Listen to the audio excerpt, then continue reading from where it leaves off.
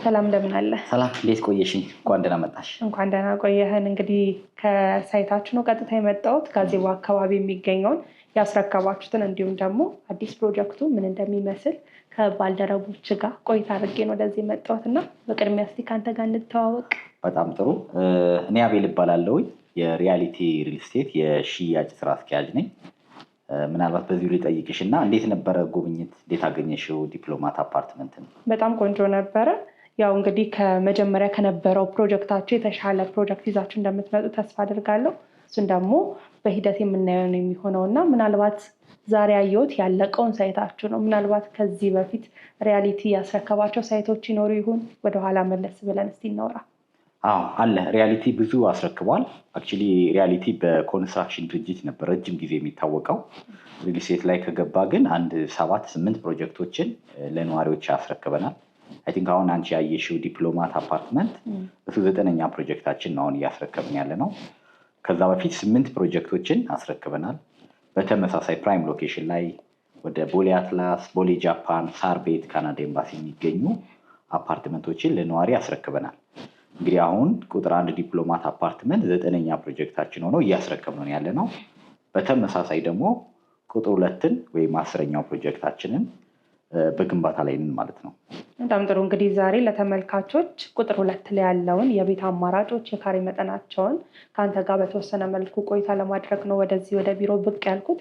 እስቲ አጠቃላይ እዛ ፕሮጀክት ላይ የሚገኘው የቤት አማራጭ ምን ይመስላል፣ የካሬ መጠኑን የሚለውን እስቲ ንገረኝ። ፐርፌክት። እንግዲህ በአካል እንዳየሽው ነው ቁጥር 1 ዲፕሎማት አፓርትመንትን ካየሽው በሪያሊቲ አንድ የተለመደ ነገር አለ።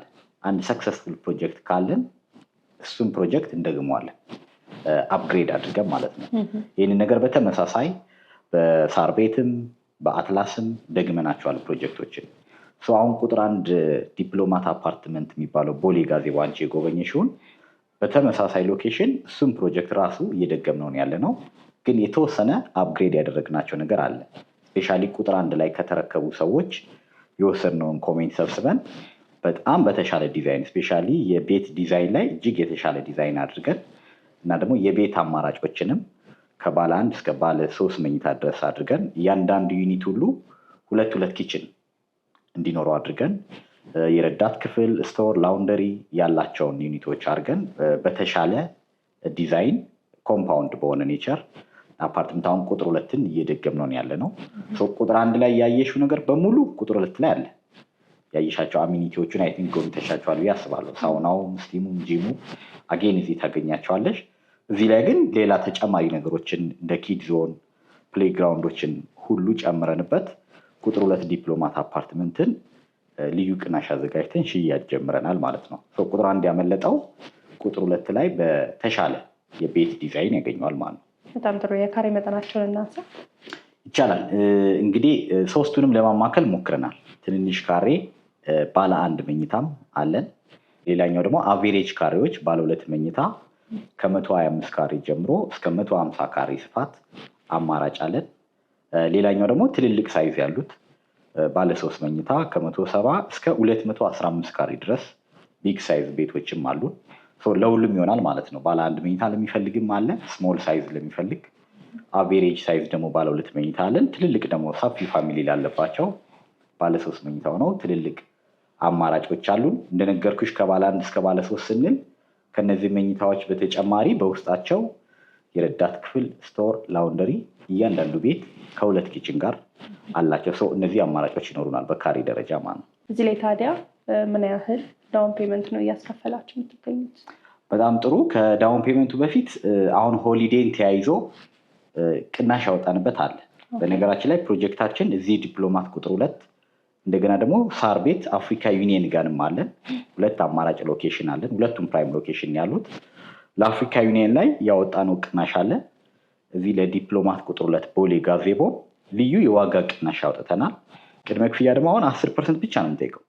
10% ዳውን ፔመንት ጀምሮ እኛ ጋር የቤት ባለቤት መሆን ይችላል ማለት ነው። ብሎኩን ፍሎሩን መርጦ መያዝ ይችላል። ፕላስ ቅድመ ክፍያን ደግሞ ከ10% በላይ ከፍ አድርገው ለሚከፍሉ ሰዎች እንደያከፋፈላቸው ቅናሽ አዘጋጅተናል። ሌላኛው ትልቁ ቅናሻችን ምንድነው? 100% በአንድ ጊዜ ለሚከፍል ሰው እስከ 30% ድረስ የቤቱ ዋጋ ይወርዳል። ኦልሞስት ሩቡ ይቀንሳል እንደማለት ነው። እነዚህ ዲስካውንቶች ለዲፕሎማት ቁጥር 2ም ሳር ቤት አፍሪካ ዩኒየን ጋር ቅናሾቹ ይሰራሉ ማለት ነው። ቅድመ ክፍያ 10% ብቻ ነው የምንጠይቀው ማለት ነው።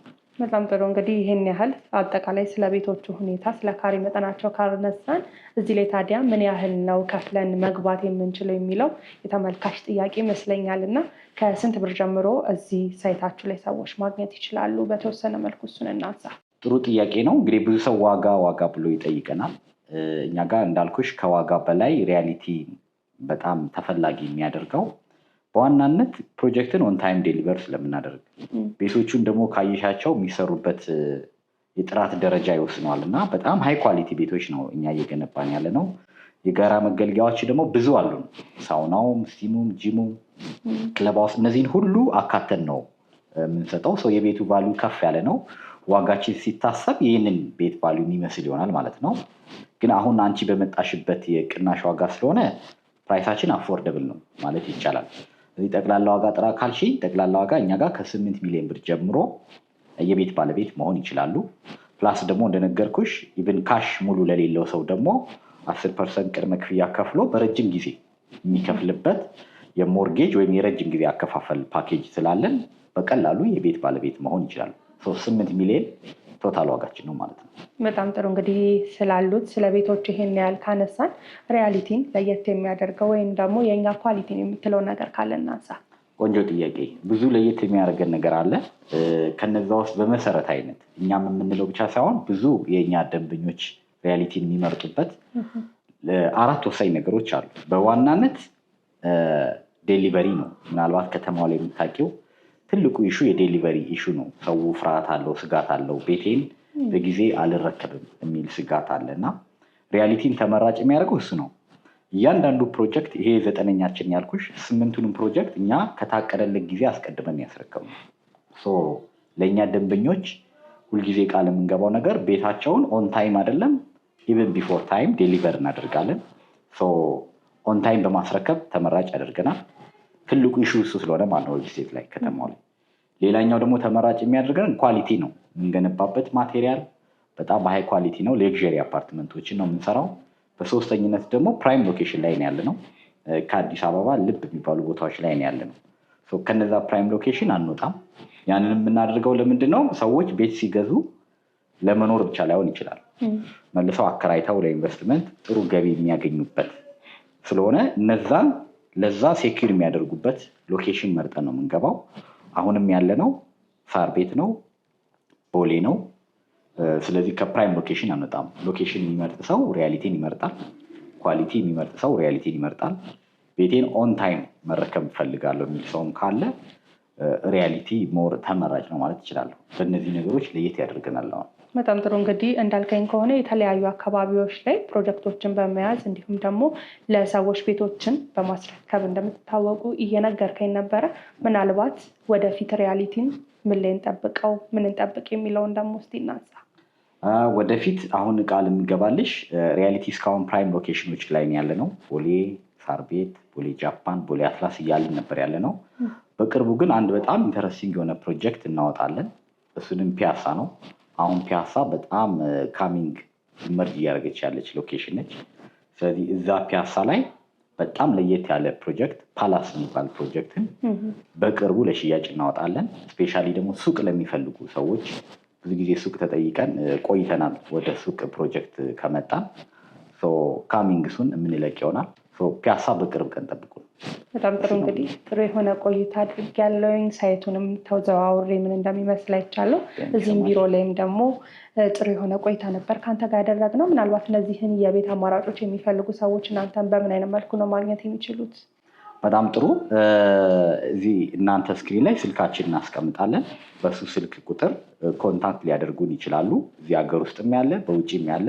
በነገራችን ላይ በውጭ ያሉ ሰዎች ዳይሬክትሊ ደውለው ሙሉ ኢንፎርሜሽን በቪዲዮ ኮል ልንሰጣቸው እንችላለን። ኢቭን የቤት ግዢው እዛው ነው መጨረስ ይችላሉ። በተወካይም በኩል መጨረስ የሚችሉበት በደንብ የተመቻቸ ስላለን ስልካችን እናስቀምጥና በዛ ስልክ ቁጥር ኮንታክት ሊያደርጉን ይችላሉ ማለት ነው። በጣም ጥሩ። ስለነበረን ቆይታ እጅግ አድርጌ አመሰግናለሁ። እኔም አመሰግናለሁ። ቴንክ ዩ ሶ ማች። ክቡራትና ክቡራን የገበያ ቢዝነስ ተመልካቾቻችን በዛሬው ዝግጅታችን ሪያሊቲ ሪል ስቴት ጋር ተገኝተን እያቀረባቸው የሚገኙትን የቤት አማራጮች ምን እንደሚመስሉ ወደ እናንተ አድርሰናችሁ ነበረ። እነዚህን የቤት አማራጮች የምትፈልጉ ተመልካቾቻችን ከስር በምናስቀምጠው ስልክ ቁጥር በመደወል ቤቶቹን የራሳችሁ ማድረግ ትችላላችሁ። ስለነበረን ቆይታ እጅግ አድርገን እናመሰግናለን። ሰናይ ጊዜ ይሁንላችሁ።